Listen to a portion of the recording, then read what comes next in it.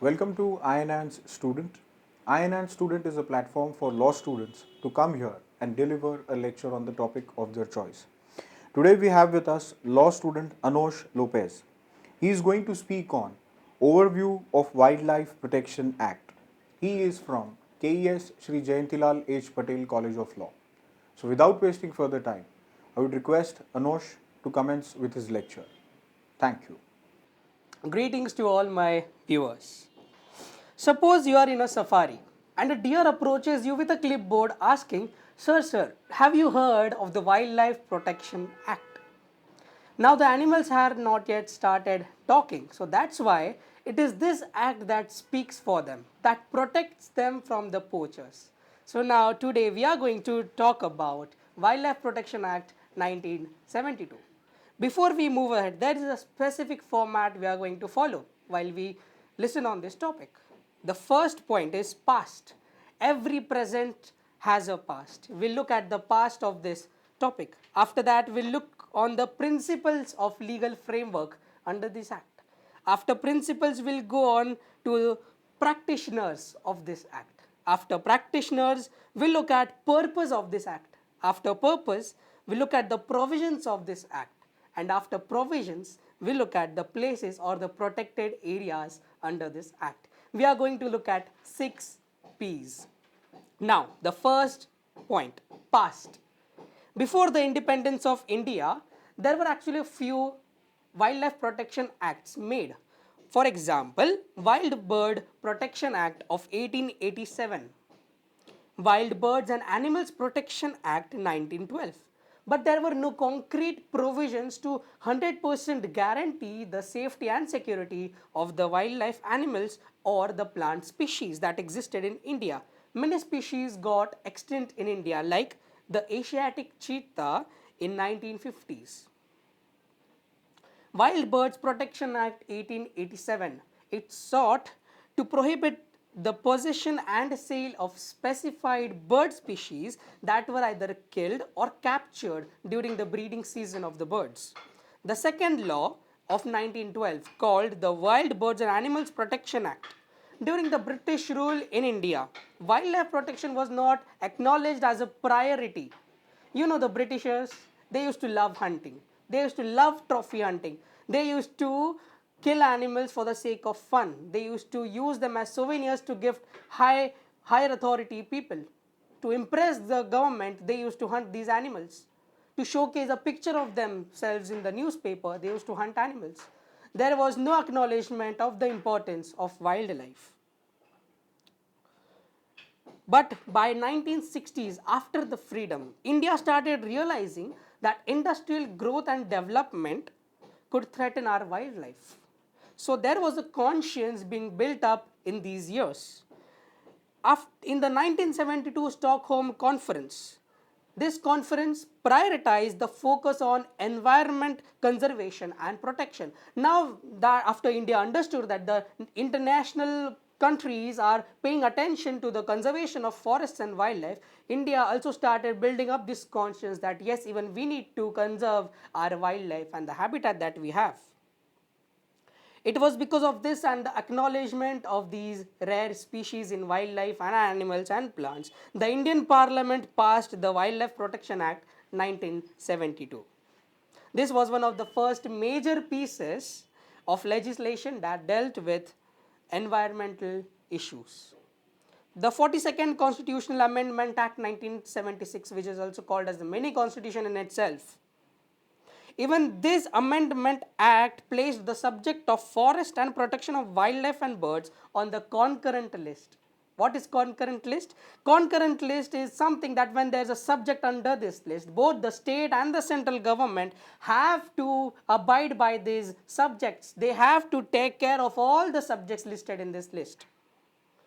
This subject now came under concurrent list. After this move, it became the joint responsibility of the state and central government to ensure the protection of India's wildlife, which comprised of rare species of animals, birds and plants.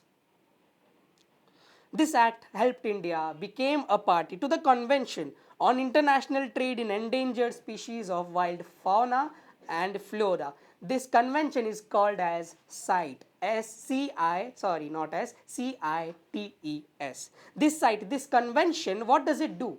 It regulates the trade of endangered animal, bird, plant, all of these rare species. We saw the past. Let us look at the principles in legal framework. As of now, we have the following articles which are related to our topic, that is flora and fauna's protection. Article 21, a very basic right that we all know. Right to live in a clean and healthy environment. Where does it talk about wildlife protection? Well, environment. What is environment? Environment means the biodiversity that we reside in. What constitutes a biodiversity? Flora and fauna. This is an indirect provision for the wildlife and plant life in India. Article 48A of the DPSP, Directive Principles of State Policy, mandates that the state shall work to improve and protect the environment and to safeguard the forests and wildlife of the country. This article places an obligation on the state, that is on the government, to protect our biodiversity. Article 51A, Clause G. We also have a fundamental duty, we are the citizens have a fundamental duty that places a non-binding obligation on us to protect and improve natural environment, including forests and wildlife. It is not only the government's obligation or the government's responsibility to look after the wildlife, but it is also our citizens' responsibility. We saw the constitutional framework on wildlife protection. Now, what else happened due to this act being applied in our nation? We saw the past, we saw the principles. Now, let us look at the practitioners. A few statutory bodies were formed after this act was enacted. What are these bodies? National Board of Wildlife, State Board of Wildlife, Central Zoo Authority, National Tiger Conservation Authority, and Wildlife Crime Control Bureau. The National Board of Wildlife was formed as a statutory organization under the provisions of this act. It is headed by the Prime Minister of our country. It is a key institution and an apex body. Prime Minister is the chairperson of this board. In this board, all that this board does, it takes all the key policy decisions regarding the management and administration of India's protected areas, that is our sanctuaries, biosphere reserves, national parks, tiger reserves, etc. Central Zoo Authority is the central body responsible for the overseeing of zoos in India. It was formed in 1992. The National Tiger Conservation Authority has been set up under Project Tiger to protect and maintain tiger reserves in India. These all bodies are legally backed due to this act. We saw practitioners. Now let us look at the purpose of this act. Now the main sole purpose in one line is to protect, to conserve all the wild animals, birds and plants. There are many chapters, many schedules and many sections in this act. All of these points that we are going to read now, the 10 points that I'll be saying right now, these all have only one motto, that is to protect and conserve this habitat. First point, what does this act comprise of? It gives the definition of wildlife terminologies, like what is wildlife, what is a national park, what is a biosphere reserve. Next point, this act talks about the appointment of wildlife advisory board. Now, what is a wildlife advisory board? These boards give advices related to wildlife. Like what are the qualifications of this board? How many members are to be there? How many wardens are to be there? What is a chief wildlife warden? These all points are covered in act. Now, next point, listing of endangered species, prohibition of hunting of wildlife. This act talks about prohibition on hunting.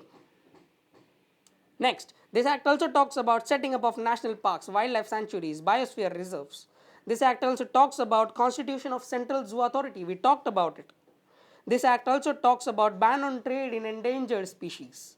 This act also talks about provide captive breeding programs. This act provides the captive breeding programs. Guidelines are given. Now, the last point, this act also talks about collaboration with NGOs to conserve the biodiversity in India. Now, let us look at the provisions of this act. Now, this act was newly amended in 2022. But before 2022, to learn what is going on right now in this act, we need to know the past.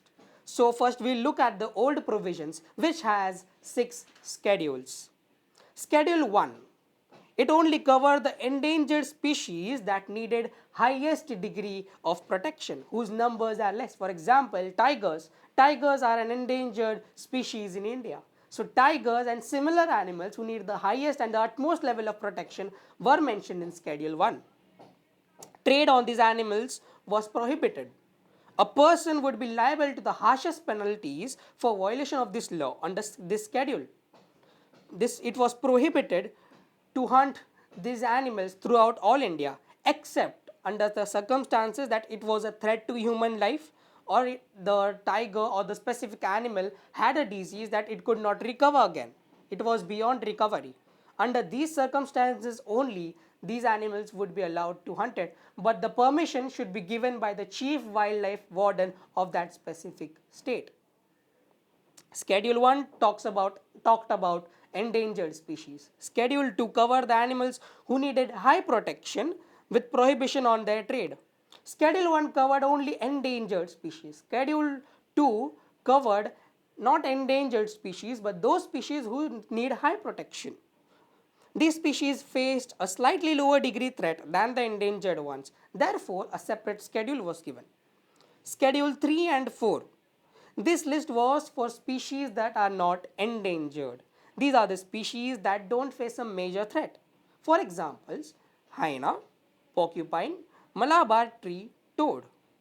The hunting and poaching of these animals was also prohibited, but the penalty for any violation was less than compared to the penalties given in the first and second schedule. Schedule 5. Animals that were considered as vermin or pests. Now what are these pests? What were these vermin? These are small wild animals that carry diseases and destroy plants and food. These are common animals. These animals were allowed to be hunted. For example, common crows, fruit bat, rats and mice. The vermin species was volatile. Earlier, giving the tag of vermin to a specific species of animals was a power the state had. But there was a vermin conflict around in 1990s which occurred. Now, after that, the center government intervened and took the power for itself. Now only the central government has the power to tag a species as vermin so that it can be hunted. The center in 2019 cited large-scale destruction of agriculture as the ground for declaring monkeys vermin in Shimla municipality. Now, if the center only tags a species as a vermin species, because when the center sees that the specific species is harming people around this area, it is destroying the crops, that is when the center decides to give the tag of a vermin. Since last year, this is a recent news, since last year, Kerala has been requesting the state to declare wild boars as vermin, so the farmers can defend themselves and take the call. Because the wild boars there are causing havoc and 2 farmers died recently. Forest Minister A.K. Sasindaran said that there will be a meeting held with the CM of Kerala to discuss on this matter. That was Schedule 5, which talked about vermin. Now the final schedule, Schedule 6. This schedule is plant related. It protected endemic plants. What are endemic plants? Endemic plants are those plants which are found only in India.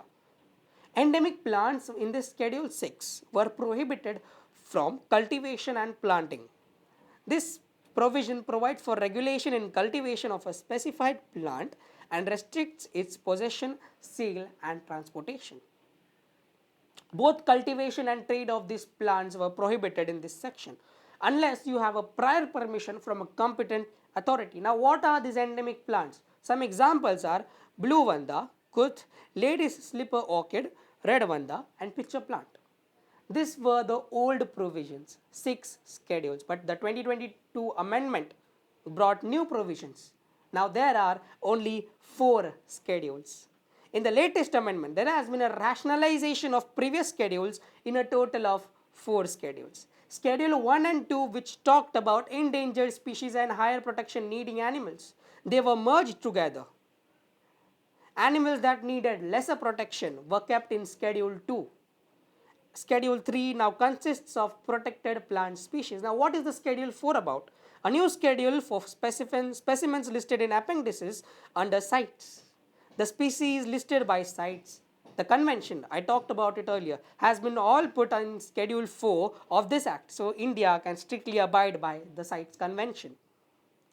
Recently, CITES convention has been implemented in India, which is crucial to regulate the trading of rare species. We saw many points, past, principles, practitioners, purpose and provisions. Now the last point, let us look at the places, the protected areas under this act. Sanctuary, national park, conservation reserve, community reserve and tiger reserve. Sanctuary, the act provides for sanctuaries, both wildlife and bird sanctuaries. Both the state and the central governments have the power to initiate to establish a sanctuary. They can bring out a notification declaring the intention to constitute any area, any habitat where they seem worthy to be called as a sanctuary, where the biodiversity is in abundance for the protection of wildlife and plants. These are natural habitats and are not botanical parks, they are not man made. These are habitats where rare species of animals, birds, and plants live and thrive together. Human activity in sanctuary is restricted. Only a small amount of activity might be allowed when there are tribals living around this sanctuary. So the tribals have their own rights, so they can go and take their basic necessities from the forests. We saw sanctuary. Let us look at national parks. National parks have a higher level of security than the sanctuaries. Before the act, there were only 5 sanctuaries in India, but after the act, as of now, there are more than 100 sanctuaries. In the same manner as the sanctuaries, the central and the state government can make national parks by either identifying a new habitat entirely or by merging 2 sanctuaries together. But to go ahead, the governments have to get an approval from the National Board of Wildlife, which is headed by the Prime Minister of our country. It is an area where higher degree of protection, restriction on human activity is present. If there are any tribals or the forest dwellers, they are rehabilitated to another place. Conservation reserves are buffer zones existing around the protected area. These are around existing parks and sanctuaries. Even conservation reserves are one of the protected areas under this act. Community reserve. Any private land or community land can be termed as community reserve after the government consults the community residing over there who has volunteered to care for the wildlife, to conserve the wildlife. That is community reserve. And the last protected area under this act, tiger reserve. These areas are reserved for the protection and conservation of tigers in India under Project Tiger. They are declared on the recommendations of the NTCA, who administers it. This was an overview of the Wildlife Protection Act. We saw the past, we saw the principles, we saw the practitioners, the statutory bodies, we saw the purpose, we saw the provisions, and we saw the places. Thank you so much. Anosh, thank you very much. It was really nice to hear the entire overview of Wildlife Protection Act. I think you started nicely with pre-independence laws of 1887 and you have come and traveled up to the new amendment of 2022. And I think this is a very needed topic because everywhere there is a global warming and then all protection of wildlife is a hot topic as on today. So thank you very much. This is a small token from us to you.